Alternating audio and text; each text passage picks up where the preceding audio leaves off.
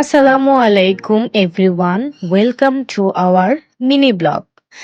তো আজকে ঘরের মধ্যেই ৩০০ ফিট হলো, সেটা কিভাবে চলুন দেখি।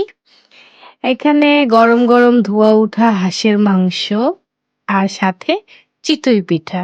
তো এটাকে সুন্দর করে আমি সার্ভ করে নিলাম, সবাইকে দিচ্ছি।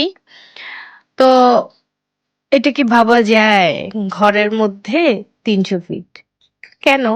এই শীতের মধ্যে আসলে বাইরে বের হওয়াটাও কষ্টের। তো আমরা ঘরের মধ্যেই বানালাম, হঠাৎ করে খেতে মন চাইলো। তো এই যে আমার শাশুড়ি আম্মু সুন্দর করে চিতই পিঠা বানাইতেছে। তো সাথে আবার আছে হলো খেজুরের মিঠাই আর সাথে নারিকেল। এটা খুব মজার আমার হাসবেন্ডের কাছে। আসলেই খুব মজার। এই যে